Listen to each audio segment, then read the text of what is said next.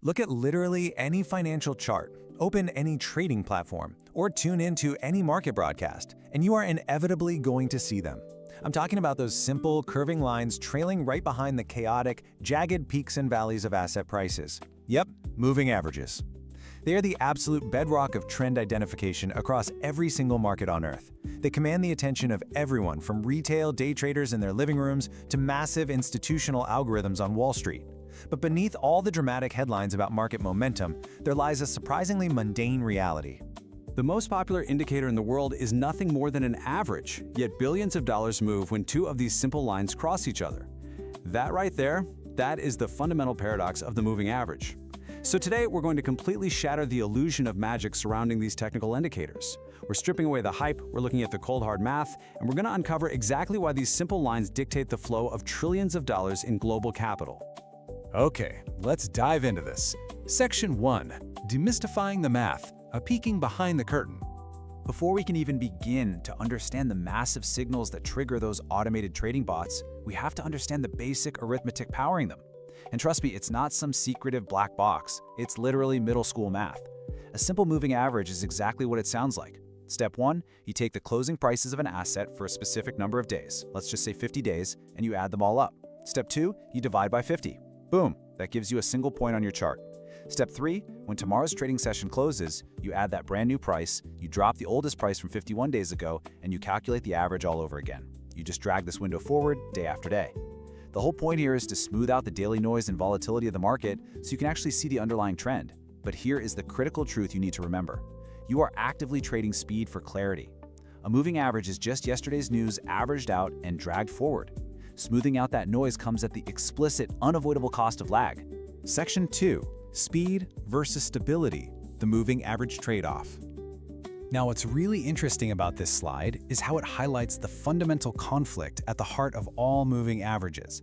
You mathematically cannot have both a fast line and a smooth line at the same time. You just have to pick your poison. On one side, we have the simple moving average, or SMA. It gives equal weight to all days in its calculation. So the price from 200 days ago, it has the exact same influence as yesterday's price. This makes it incredibly stable, sure, but very slow to react to sudden market crashes or spikes. On the other side, we have the exponential moving average, or EMA. The EMA applies a multiplier that puts significantly more weight on recent days. It responds way faster to new trends, which makes it super popular for short-term trading. But that speed means it completely sacrifices the SMA's stability, making the EMA highly prone to false signals and noise. Basically, you choose between lag or noise. Section 3. The power of the crowd, the 50 and 200-day lines. Regardless of whether you're Team SMA or Team EMA, two specific time frames have risen above all the rest to completely dominate global finance. If you've spent any time watching financial media, you've definitely heard them mentioned with almost religious reverence, the 50-day and the 200-day moving averages. So why these specific numbers? Is there some secret mathematical harmony to 50 and 200? Nope, not at all.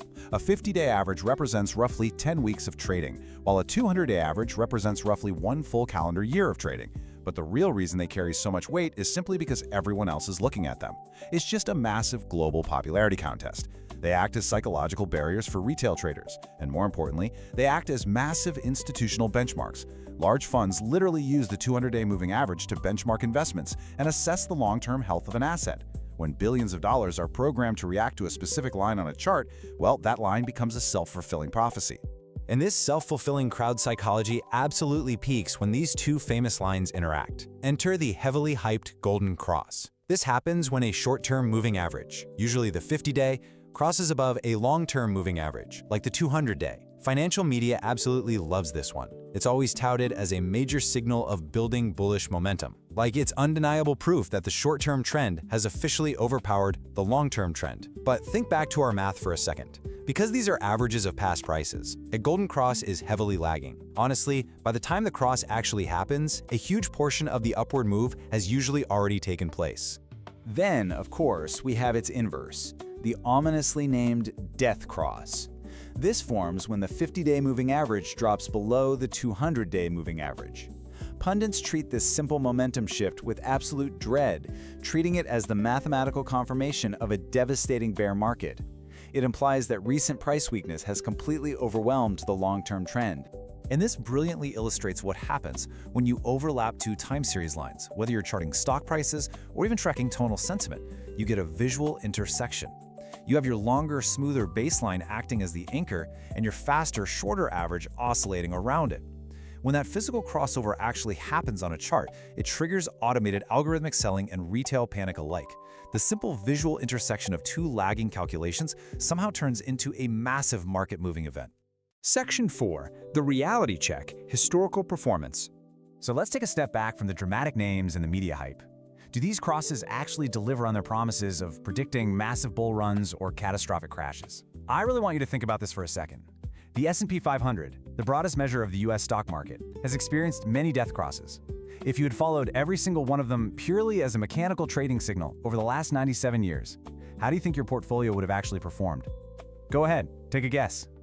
The historical win rate for the SPX death cross as a timing signal is 73.5%. Now, if you're into trading, that might sound pretty high, but quantitative analysts looking at this nearly century-long data explicitly state that this makes it decidedly not a reliable timing device.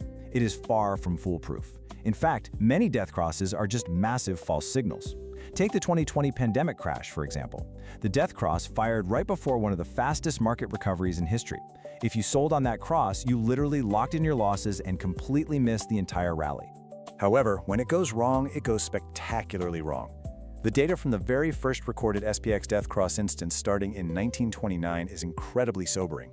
A portfolio following this signal rose to $120,000, then crashed all the way down to about $20,000, eventually finishing the trade at $34,000. Over 97 years, that specific trade never managed to get back to break even. So while it's a lagging, imperfect signal with a ton of false alarms, those few historical instances of massive, prolonged losses show exactly why institutional traders still watch it. It serves as a macro-level warning to protect gains and evaluate risk, even if it's a terrible trigger for your day-to-day trading. Section 5. When it works and when it fails. So, if we strip away the myth and treat this purely as a mathematical tool, we need practical, actionable truths about where moving averages actually shine and where they will absolutely destroy your capital. And it all comes down to market conditions. In a strongly trending market, where things are moving clearly up or clearly down, moving averages are phenomenal. They act as highly reliable dynamic support and resistance. Prices will pull back, touch that 50-day or 200-day line, and just bounce right off it as buyers step in. But in sideways, choppy, range-bound markets, moving averages become a trader's worst nightmare. Because the price is flat, the short and long moving averages just tangle together. The price violently crosses back and forth over the lines, generating endless, rapid-fire false buy and sell signals.